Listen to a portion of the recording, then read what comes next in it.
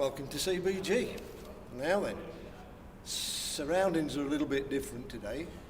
We're in the House skate park in Sheffield, and we've got a test on today of three 1969 machines. We've got the T150 Triumph, Trident, we've got a Kawasaki Mach 3, and we've got a CB750 Honda, which I'll tell you all about in a minute. But we'll start first with the Trident.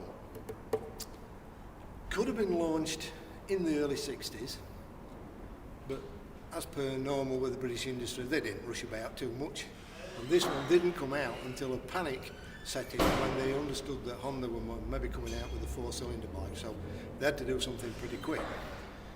In a nutshell, and very crudely, the Trident 750 is essentially a Tiger 100 and a half. The original prototypes were essentially just that, a Tiger 100 with another cylinder grafted on. Obviously there was a bit more work involved later on. But you'll have to forgive me, I've got a few notes here because I can't remember everything about three bikes. But it's a 70mm bore and stroke, giving a 740cc capacity.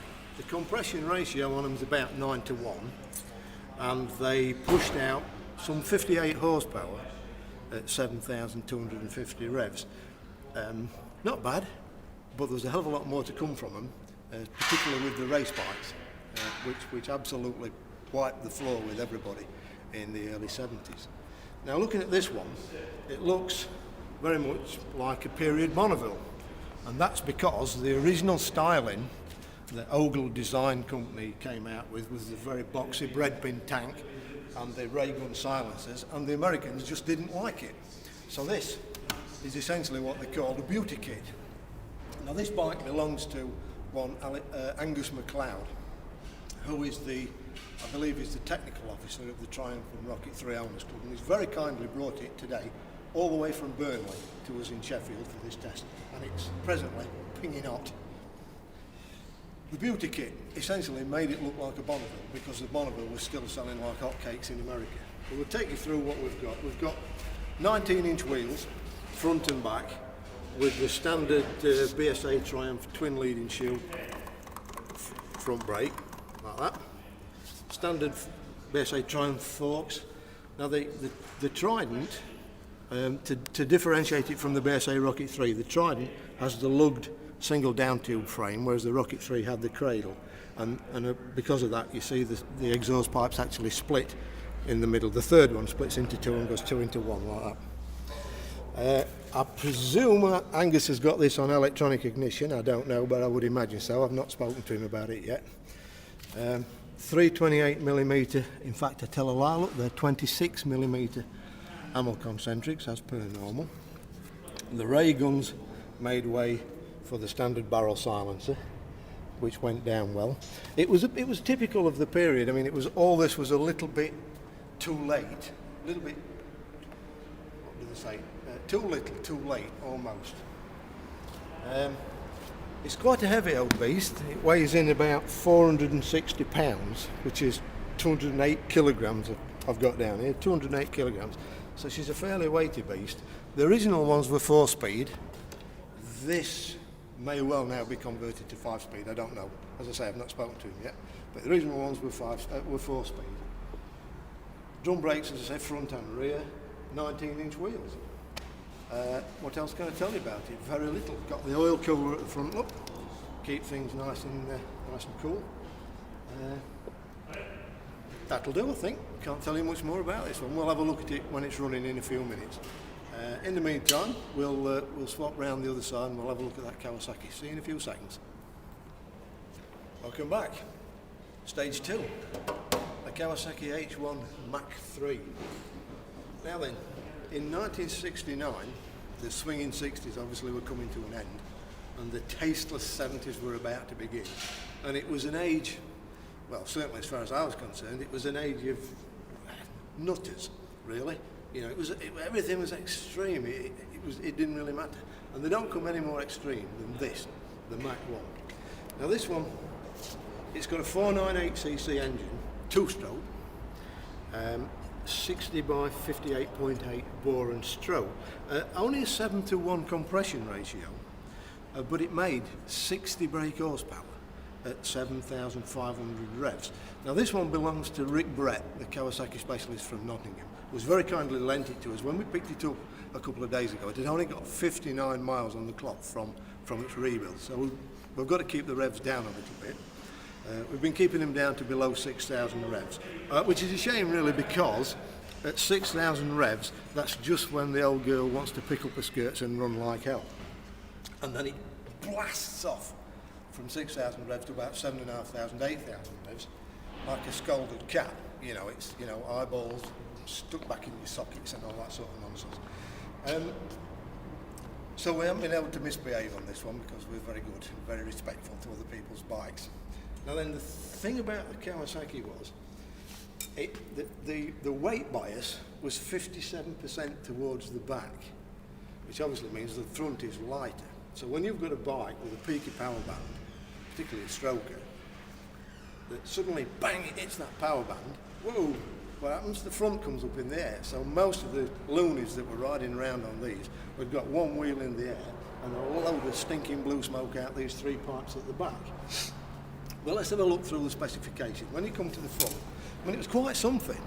You know, when you compare it to Norton's Atlas, or, I mean, well, okay, the Commando was pretty good, but, you know, the Bonneville and everything, A65s and other things, this was, if you were that way inclined, i.e. a bit of a nutter, this was your bike, absolutely your bike. The Yanks loved it.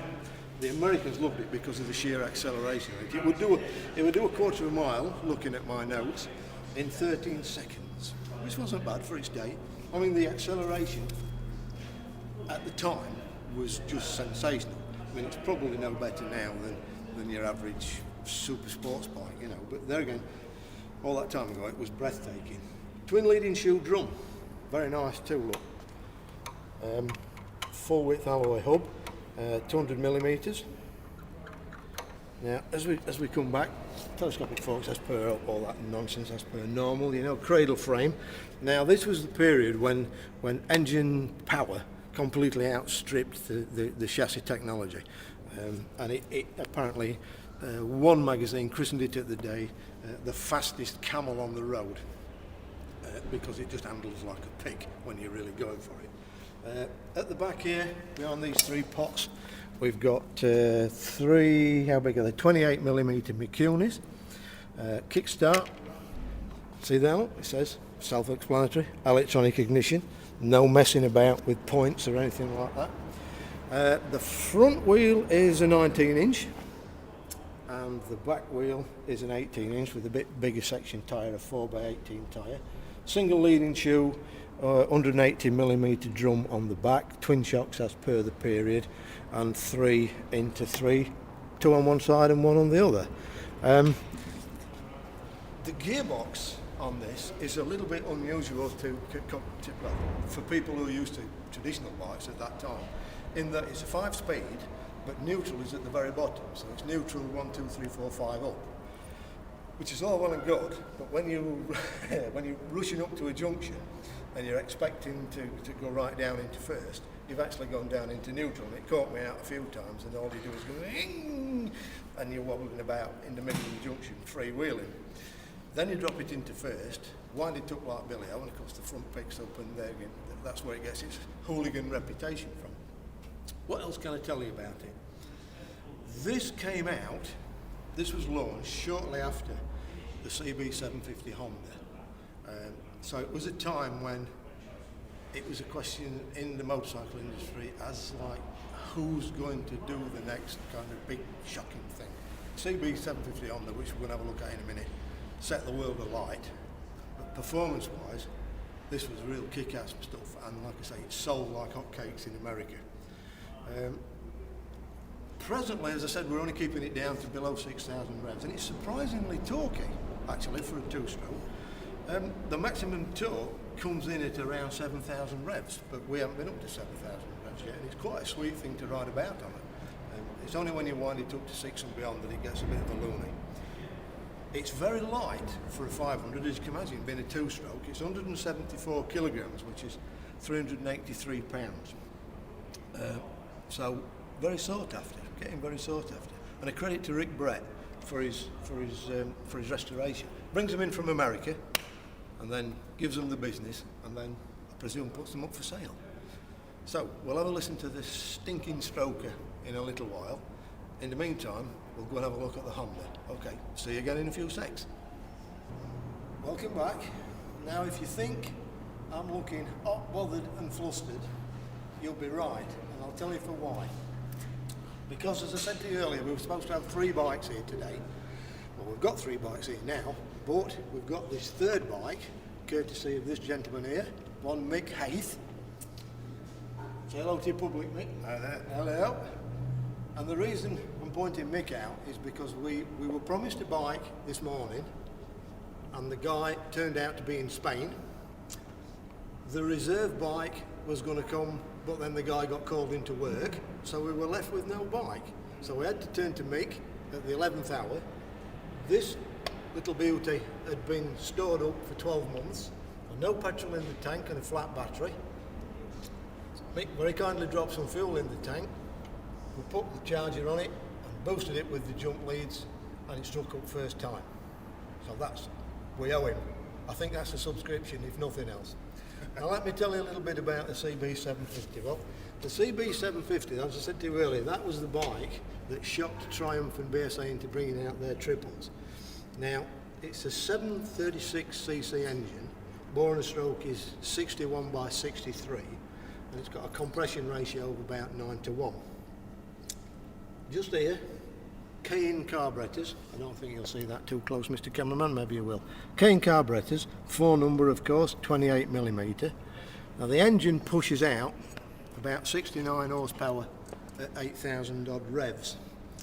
If you go to the front, bear in mind this is 1969, you've got a 290mm disc. Can you see that, Joe? I'll turn the wheel a little bit like that. 290mm disc, which is pretty radical stuff in 69, because most bikes, as we've seen earlier already, were still on drum brakes. Now, poor old knees, if we go back here, 5-speed gearbox, as per normal, 4x4 a la Mike Aylwood's kind of, Jim Redmond's Honda style 4 pipes. The drum at the back, I think, looking at my notes, 178mm.